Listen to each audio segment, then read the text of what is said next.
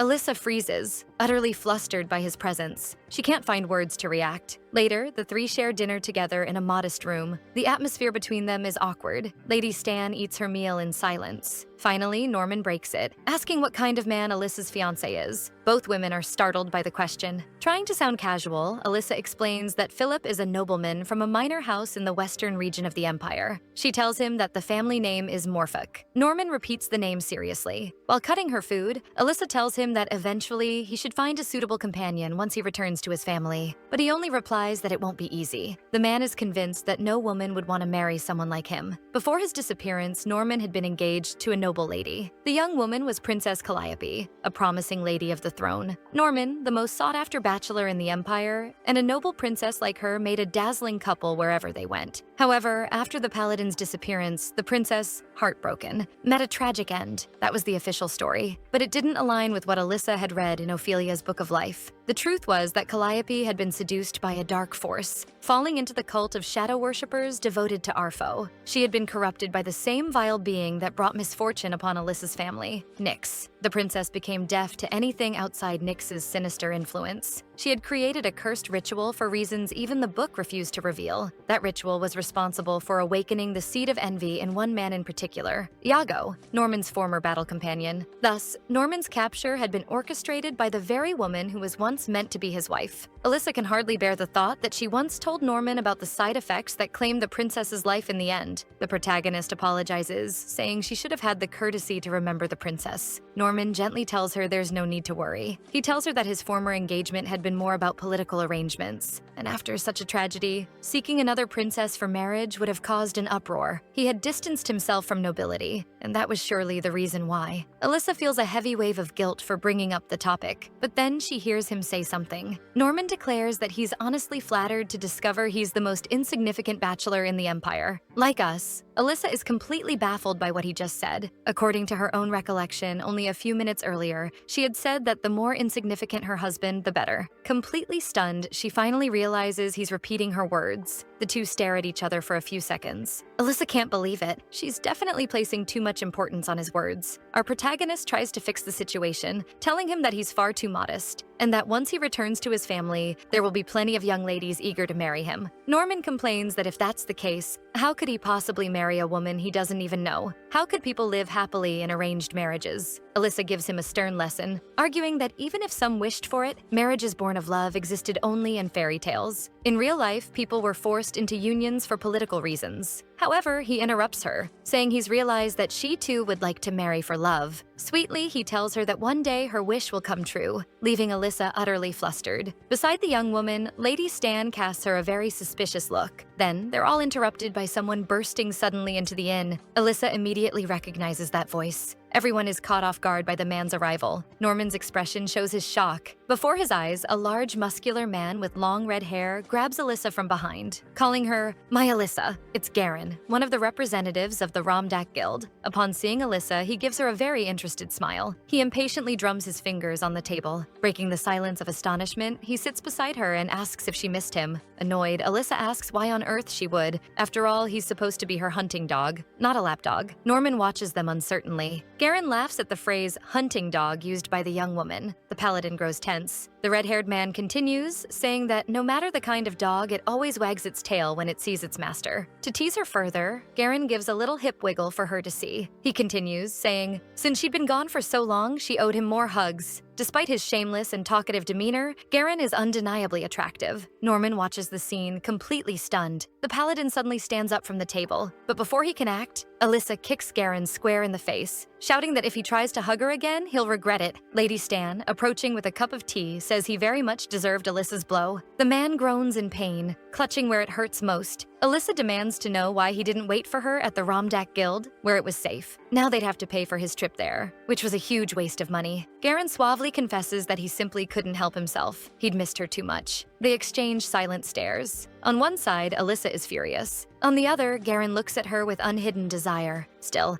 Alyssa refuses to be intimidated, ordering him to get out. He glances aside. The young woman finally comes to her senses. Remembering that Norman is still there watching, she apologizes to him for the discourtesy while grabbing Garen by the arm. Excusing herself to Lady Stan and Norman, she says she needs to discuss some guild matters with Garen in private. Norman stands motionless, watching the two leave. Now alone in one of the inn's rooms, Alyssa demands to know the real reason he came after her. Garen tells her that he found Ophelia. Growing furious at the mention of her half-sister, Alyssa threatens to grab him by the throat if that's another one of his jokes. Garen insists he would never lie about such a thing, and reveals that the young woman had been seen near the gates of Catham. He also admits that even seeing her himself had left him in shock. Recalling the encounter, he tells Alyssa that Ophelia had called him aside to speak privately. The man explains that before she scolds him, he had to go with the girl, because she had spoken her name. Ophelia had led him into an alley and given him some very strange instructions, as he now recalled. The blonde woman had told Garen to follow everything she said if he wanted Alyssa to return safely to the castle. Alyssa listens carefully, clenching her fists in anger as he reveals that that was all, and that afterward he went straight to the central square to check if what she had told him was true.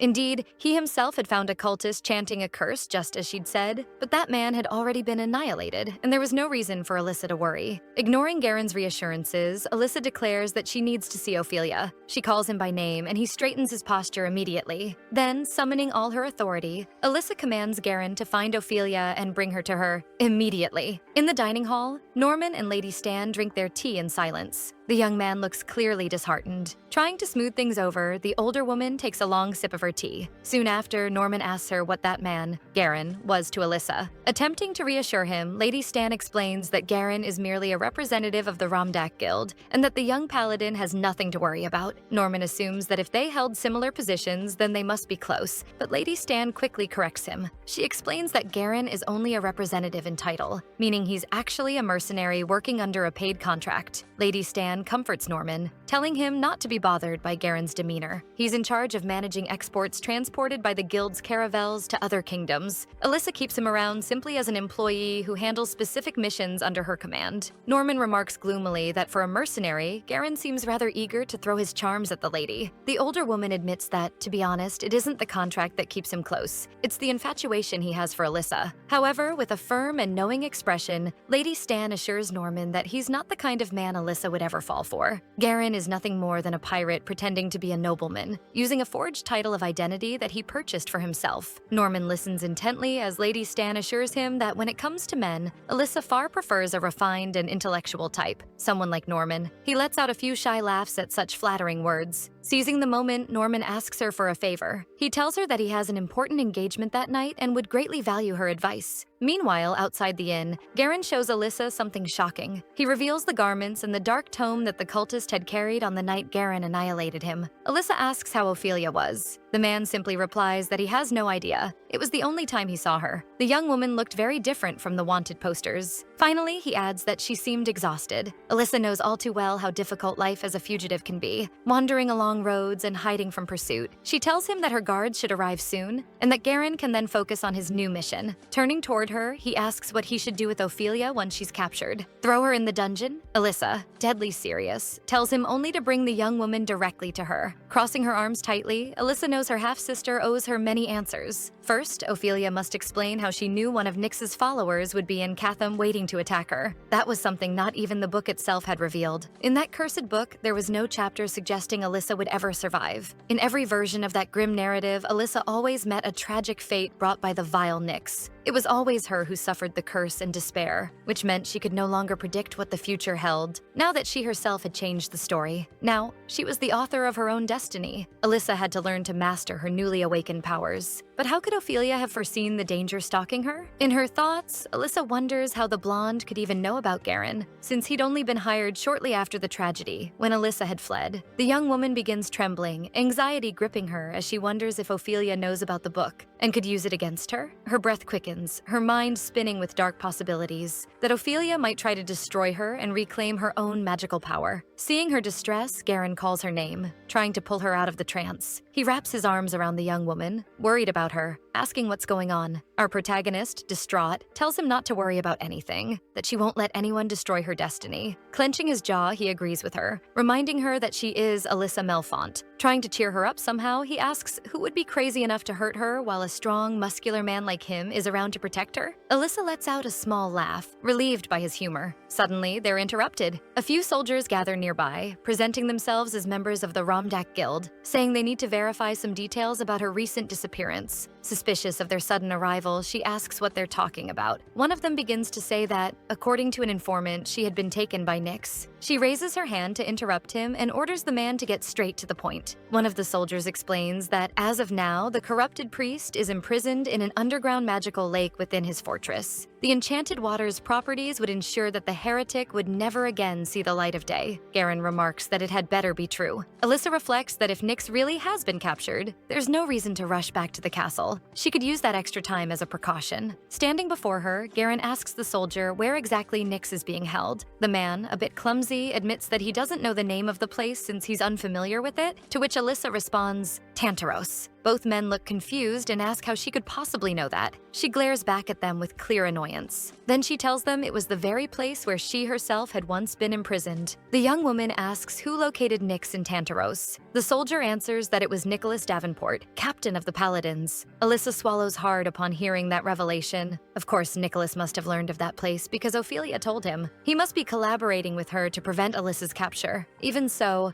Alyssa wonders how Ophelia managed to find Tantaros in the first place. Evening arrives under a beautiful orange sky. The inn is peaceful. Though Garen insists on accompanying her back to the castle, Alyssa refuses, saying there's nothing to worry about and that he should return to his duties. Running a hand through his hair, he curses the contract and his obligations. He grumbles that he's leaving, if that's what she wants, and walks away. Alyssa's expression softens with sadness, perhaps worried about what lies ahead. She lets out a long sigh. In the book she had found within her dreams, she had learned that Ophelia only discovered Tantaros after yet another of Nyx's vile acts. And by the time the young woman arrived there, it was already too late. Nyx made a point of sending little notes along with the horrific surprises he prepared for Ophelia. All of it was part of his theatrical cruelty, designed to create a dramatic effect the moment the blonde arrived and saw the priest ending her half-sister's life. According to the flow of the story, Ophelia had gone to the fortress specifically to save Alyssa, because without her, there was no way the young woman could have known about that dark place. But it seemed that this time, Ophelia had gone there anyway. How much more of that story was Alyssa destined to uncover? She truly hoped Ophelia wouldn't appear now to reclaim her powers. The young woman closes the door to her chambers. In a room lit only by moonlight, Alyssa sits silently, lost in thought over her discoveries. Then something catches her eye. On her desk rests a delicate Teresia flower. As a few petals drift through the air, Alyssa notices something important. Her violet eyes widen in shock. Behind a sheer curtain, Ophelia, her half-sister, speaks softly, telling Alyssa that she's always looked so beautiful adorned with Teresias, as if the flowers had been created just for her. Alyssa's heart begins to pound violently in her chest. She orders Ophelia to step out from behind the curtains. The blonde moves gracefully through the room. Wearing a beautiful white gown and a regal posture, Ophelia silently observes her sister, Alyssa. Trying to reconnect, Ophelia says it's been such a long time since they last saw each other. Alyssa is tormented by the young woman's presence. Her eyes fill with tears as she clutches her dress tightly. She lets out a horrified scream, her eyes wide with fear. Memories of Nyx's cruelties flood back, and of how his sword had sealed Alyssa's end. In that dark past, Ophelia had been shattered, clinging to the remnants of the happy life she once had. All those tragedies had been the sparks that ignited Ophelia's divine powers, fulfilling the prophecy written in the book. Alyssa starts to feel faint, sobbing and trembling. She covers her face with her hands. Worried for her half-sister, Ophelia steps closer, trying to help her, but Alyssa refuses the approach, ordering the blonde to stay away, leaving the other girl hurt. Alyssa places a hand on her back, searching for something hidden beneath her dress. In a swift motion, she strikes, catching Ophelia completely off guard. Even after slicing a fine cut across Ophelia's neck, Alyssa keeps the dagger pressed close. She commands her half-sister not to take another step, or she'll end her right there. The blue-eyed blonde is utterly confused by such a brutal reception. Alyssa's gaze burns with fury and resentment. In a fleeting memory, she recalls Norman telling her he'd do anything to always stay by her side, but if something unforeseen ever happened, then he hid a small dagger inside Alyssa's dress. He asked her to always keep it with her, hoping she would never need to unsheath it. Sadly, not even Norman could have foreseen such a cruel twist of fate. That day, when the castle had fallen into ruin, Ophelia had fled cowardly, leaving Alyssa and Alfred to die among the rubble. It was she who had destroyed their friendship, not Alyssa. Our furious protagonist keeps the blade pressed at her sister's throat. According to the book, Alyssa's end would come so long as her half-sister still lived. Alyssa demands to know how Ophelia found her. The blonde tries to answer, saying Alyssa is too agitated and that they should calm down and talk. Alyssa snaps at her to shut up. She orders Ophelia to stop pretending she cares. Tears of rage blur Alyssa's vision. Her sister's feigned kindness makes her sick. Ophelia tries to defend herself, insisting she'd never hurt her and that Alyssa knows that. Alyssa steps closer, asking what her real intentions are. Ophelia pleads that she only wanted to keep her away from danger. But Alyssa, sharper than ever, doesn't believe a word. Recalling what she read in that cursed book, Alyssa seizes the girl's arm tightly. She tells her that because of her, she's the one in danger. Then she shoves Ophelia to the floor, pinning her wrists. Our protagonist glares down at her half-sister, furious. And then, she notices something crucial. Ophelia is completely defenseless. She hasn't used her powers to protect herself. Alyssa knows that no matter how much time passes, the pages of that book have branded her mind. She remembers every scene vividly. She recalls a passage where Nicholas and Ophelia were crossing the forest. A follower of Nyx had ambushed them, startling the young woman. Nicholas had swiftly slain the attacker, but he was surprised she hadn't used her powers to protect them. She'd injured her arm during that ambush, and as far as Alyssa knew, the girl's arm had never fully healed. It lacked the magic to recover. Now Alyssa understands. All of these events were predestined, so she asks Ophelia if her arm is still wounded. Ophelia, wide-eyed, demands to know how Alyssa could possibly know that. Through tears, she cries that Alyssa shouldn't know any of this. Alyssa ignores her sobbing and asks whether it was supposed to be a secret, or if it's Ophelia's divine powers that still keep her alive. Or worse, Alyssa asks if she's implying that she should have been gone long ago. Unmoved by her sister's tears, Alyssa asks if she realizes that the end of her fate might be the only salvation left. The blonde swears she'll never let anything bad happen to Alyssa. Our protagonist then realizes that her half-sister has sealed her own fate. Gripping the dagger tightly, Alyssa wishes she'd never found that damn book. For Alyssa to live, Ophelia's story had to be erased. She raises the dagger swiftly. The blade descends toward the blonde's face. Alyssa thinks, the last 10 years of her life cannot have been written as a meaningless mission. She drives the blade into the floor beside Ophelia's cheek, revealing that her sister should know the Elder One could never truly kill her. Our protagonist tells her there's no chance she'd survive if Ophelia were to die. The blonde's eyes fill with tears, overflowing with emotion. She begins to beg Alyssa for forgiveness, but our protagonist, clever as ever, won't let anything slip. She orders Ophelia to stop crying, because that's not why she came. Pulling the girl closer, Alyssa tells her she has many questions, and it would be best if Ophelia hid nothing from her. Ophelia stares back silently with her large blue eyes. Alyssa asks the young woman if there's any way she can control those divine powers and still survive until the end. Tormented, our protagonist repeats the question. Would Ophelia tell her in what ways she could control her powers? Ophelia doesn't seem to understand what she's talking about, so Alyssa clarifies that she's referring to the miraculous powers Ophelia takes such pride in. Back in Tantaros, in the middle of danger, she had managed to awaken those powers. and that was how she saved her life. Ophelia is stunned to learn that Alyssa accomplished such a feat. Alyssa declares that thanks to those powers, she's standing there in that very room. And because of that, she wants to live a long, healthy, and happy life. So Ophelia had better tell her everything. The blonde girl begins to speak. The secret to summoning the powers, she says, is to call for her from the depths of her heart. That statement leaves Alyssa speechless. She asks what exactly Ophelia means by that. Ophelia touches Alyssa's face, noticing how flushed she is, and recalls that when they were children, her sister often suffered from fevers. But Alyssa doesn't soften at all. She slaps Ophelia's hand away, telling her to answer the question and mind her own business. Ophelia shrinks back and admits that leaving her powers with Alyssa carried great risk. Nyx would turn his attention toward her, bringing danger, and possibly even more destruction. And beyond that, they had to consider how long it would take for Alyssa to learn to control it. Because of that, Ophelia had placed a special spell upon her, one that would keep the powers dormant until Alyssa called for her from the depths of her heart. The room falls silent. Then Alyssa realizes that Ophelia must have sensed her call the day she escaped from Nyx's fortress. Clutching the bedsheet with a tight fist, she says that it will never happen again, to which Ophelia agrees, saying she hopes not either, for activating the powers means imminent danger. Glaring at her half-sister with a threatening expression, Alyssa accuses Ophelia of knowing that the priest Nyx and his followers were sacrificing human lives in Tantaros. Why hadn't she tried to save them too?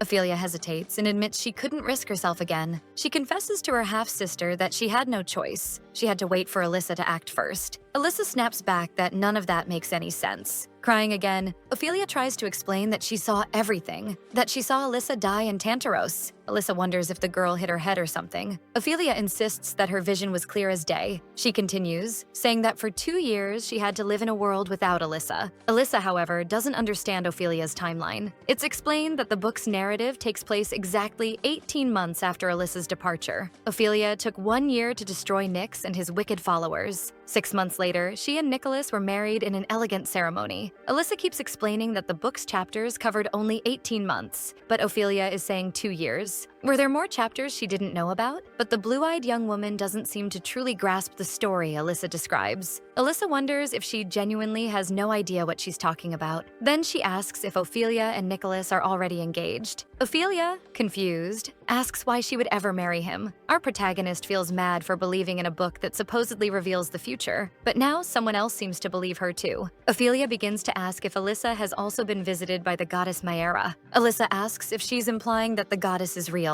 At last, she understands that their sources of power must differ, but Ophelia might still hold crucial information. As she drifts from her sister's words, Alyssa glances at her own hand, though Ophelia keeps asking her questions. Now, Alyssa is certain that the future Ophelia saw is directly tied to her own death. For Alyssa, that future no longer matters, because she's alive, and that means Ophelia's secrets are useless now. The young woman rises from where she sits and orders Ophelia to get out. Then someone knocks on the door, announcing that a letter has arrived for Alyssa. She commands whoever it is to wait outside. Alyssa tells her half-sister that she's heard enough, leaving Ophelia deeply saddened. Our protagonist points to the door again, making it clear that Ophelia should leave. Alyssa asks if Ophelia has forgotten how she abandoned her, and baby Alfred, amid the ruins and destruction. Above all else, they could never be family. She slams her fist against the wall, ordering the blonde to leave, and declares that she's no longer that fragile, frightened little girl who needed constant protection. Alyssa says she can't even stand to look at Ophelia's face, and that the young woman should leave the Empire altogether. She never wants to see her again. Outside the room, a few people knock on the door, asking if Alyssa is all right. Some of the men suggest opening it to make sure nothing has happened. Quickly, Ophelia brushes past Alyssa. Enraged, Alyssa demands to know what she thinks she's doing. Ophelia whispers for her to remember that she will always have someone who would do anything for her happiness. Their hands touch for just a moment. One of the soldiers suddenly bursts the door open, only to find Alyssa standing there alone, staring at the curtains swaying in the wind. Our protagonist looks down at something in her hand. Ophelia had left behind a mysterious note. And that's it for today, everyone. I hope you enjoyed this story. I don't know about you, but the tension between the two of them gave me chills. Do you think Alyssa was right to drive Ophelia away? Or did she just make a mistake that's going to cost her dearly later? If you want more, don't forget to like the video and subscribe so you won't miss any new uploads. The name of this manhwa is Rewriting My Tragic Ending, and our recap went up to chapter 28. Kisses, and see you next time.